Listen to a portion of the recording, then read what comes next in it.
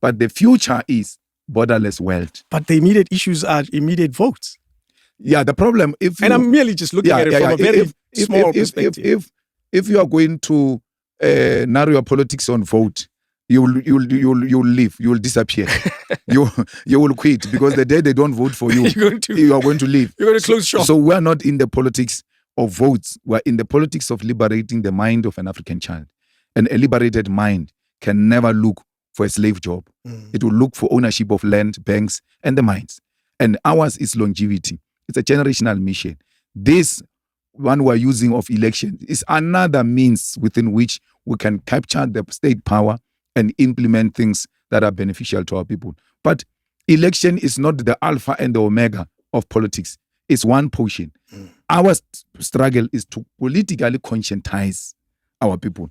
Conscientized people will know that the future is borderless continent of Africa.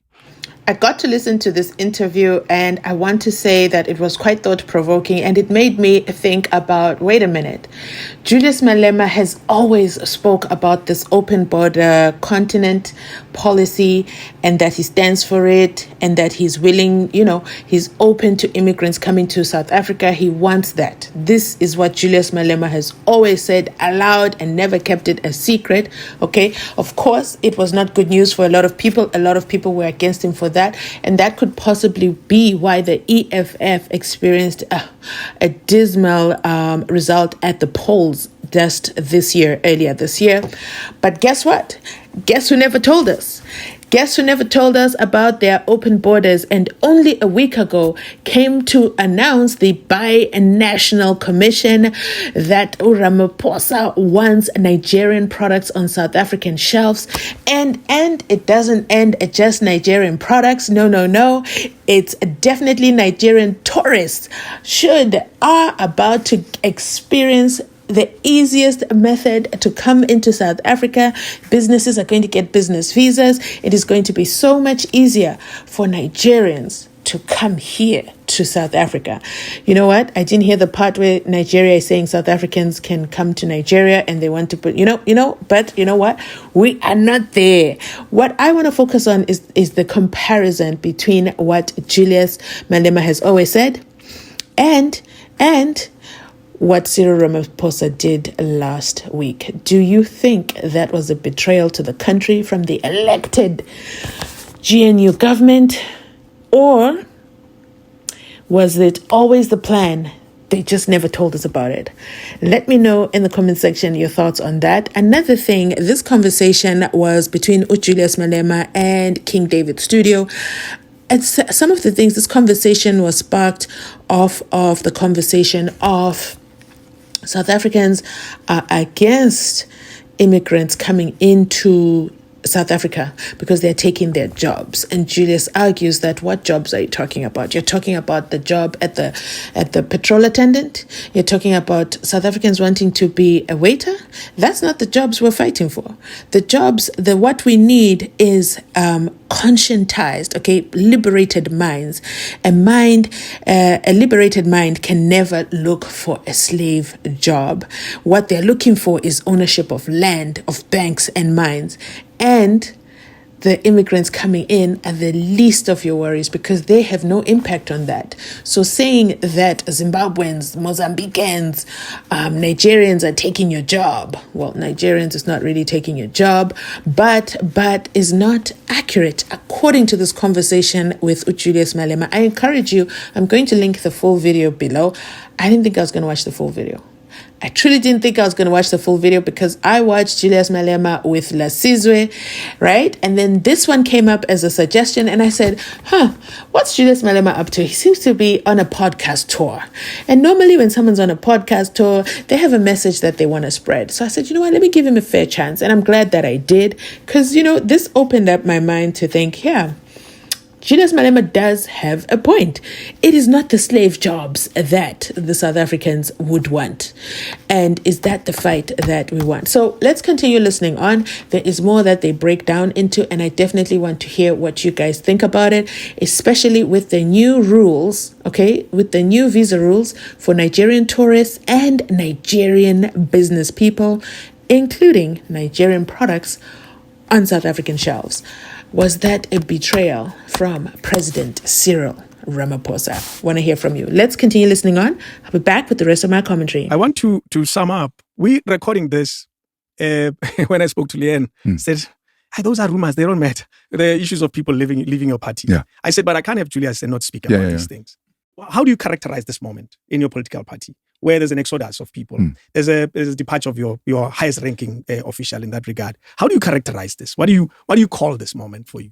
I wouldn't say exodus, because exodus, if we were to look for its dictionary it's definition, a mass. It's a mass. Yeah. Okay. So there's never been any mass moving out of the EFF. Actually, there was a mass coming into the EFF yesterday when we marched the Constitutional Court. We did not have less than 10,000 people. The people who left the EFF, they are not more than my two hands.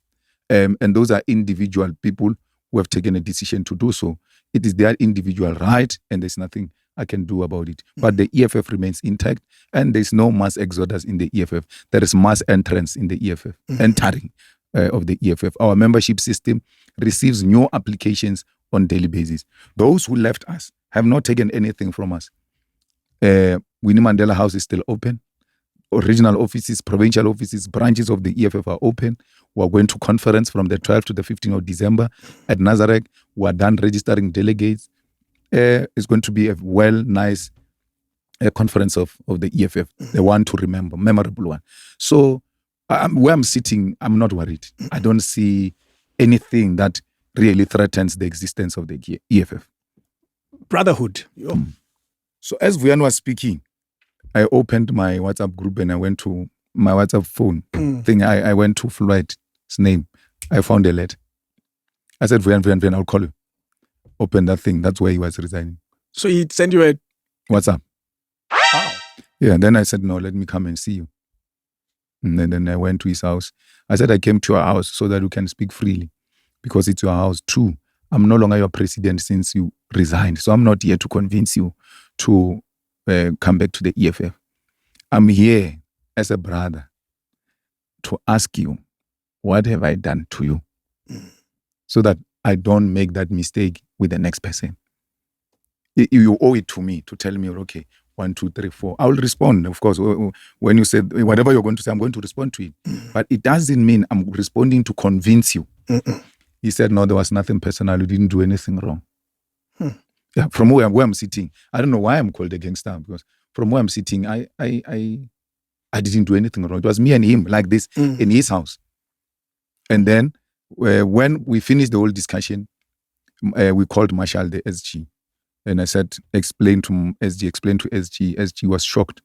SG had it from me, actually. And they were living like this.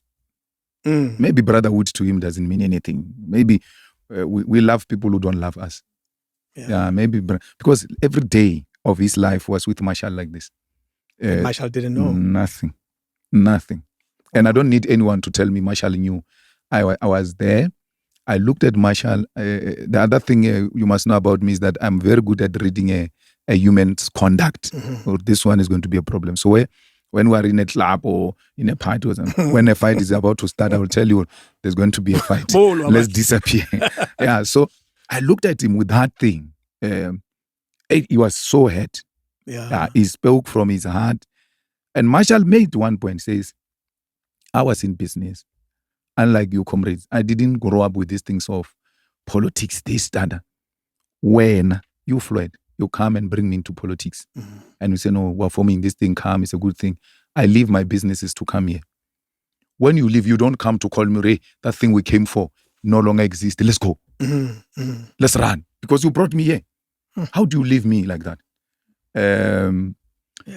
So I said, after that discussion, I'm leaving.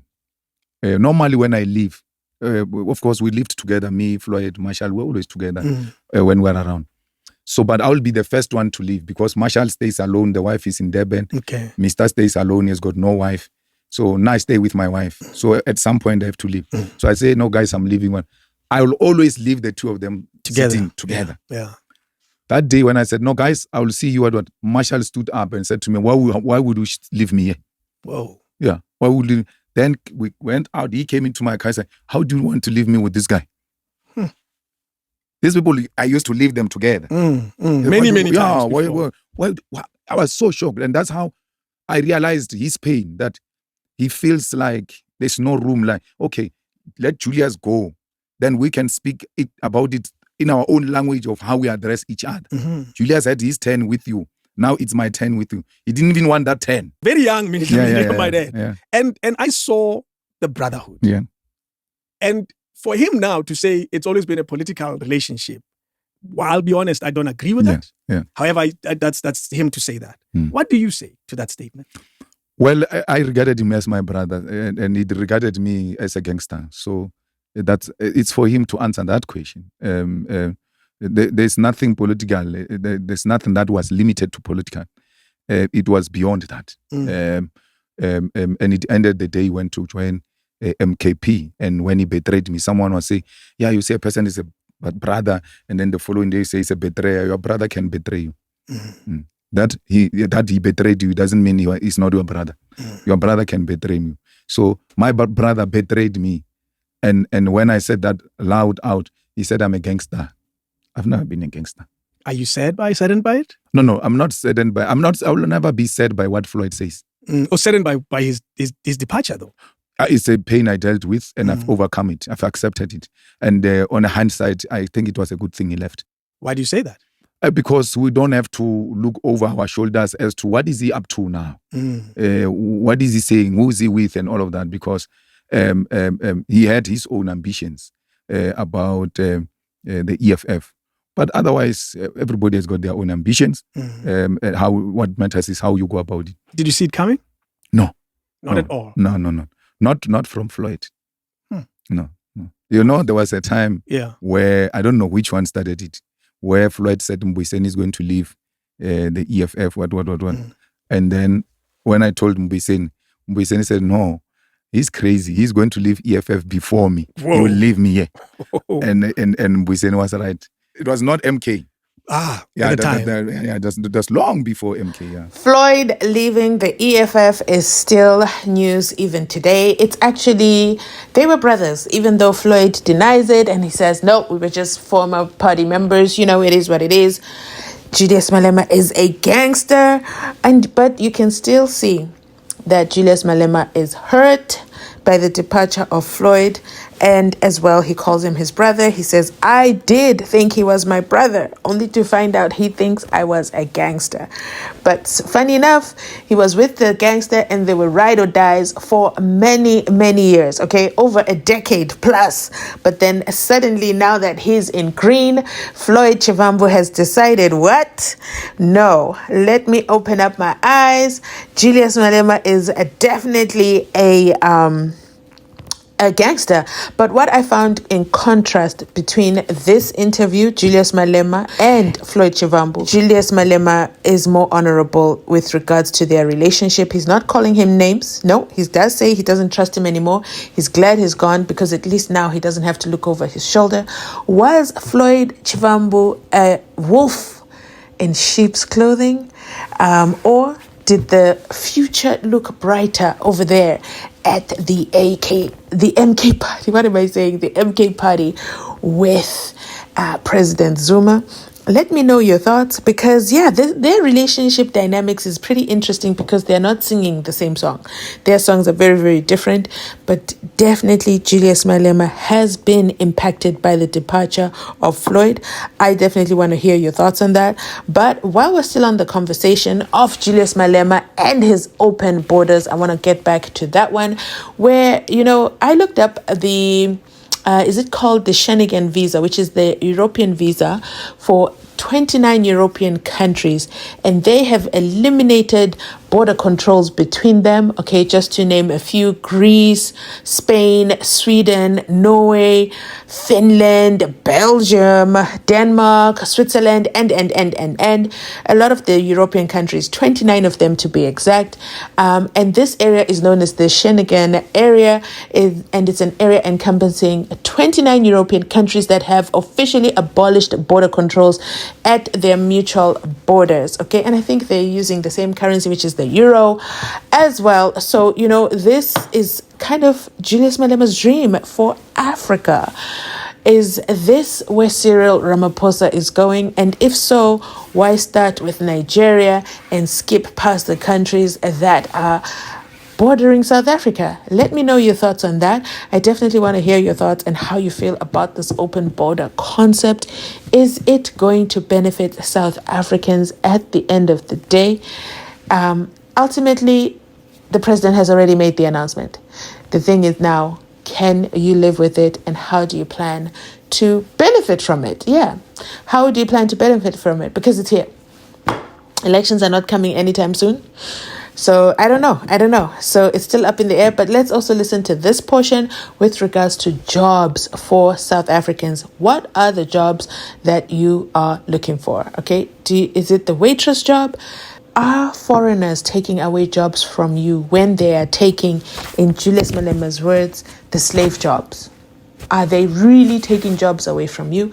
And then I go back again to Europe as a reference point, and then we think about what kind of jobs are foreigners doing over there as well?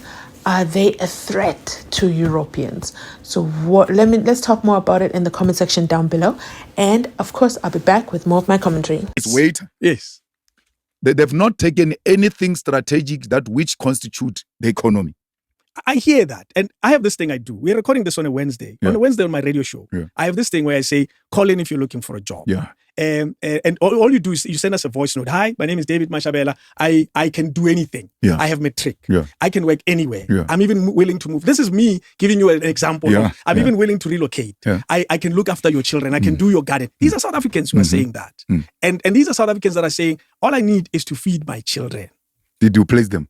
No, a lot of them get jobs through this program. Mm-hmm. A lot of them get jobs where someone is listening and say, "We're looking for someone like that." Mm-hmm. We're looking. Even I look for someone to come and close my roof when it Yeah. was leaking, Yeah. and I found them through that same platform. I'm merely saying there are those people that just want a job, irrespective of the type of job. No, we can't advocate for that. We can't advocate. But this for, person is hungry. No, Their children are. No, we can't advocate for slavery jobs.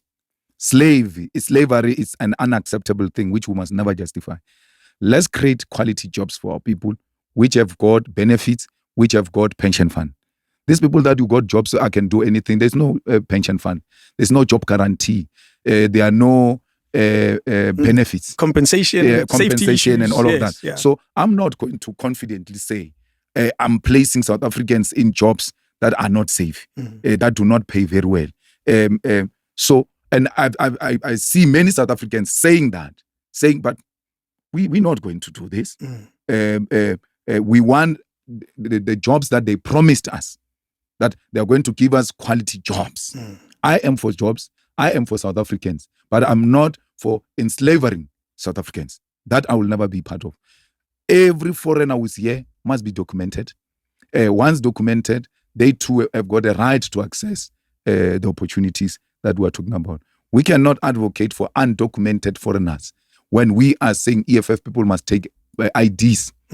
We're saying EFF people, document yourself, must have an ID. We even take programs to our people to apply IDs. So we can't demand of our people such things and say others can do as they wish. No, we're not for that. That is what you're talking about. That is with regard to the immediate issues. But the future is borderless world. But the immediate issues are immediate votes. Yeah, the problem, I'm merely just looking at it from a very small perspective.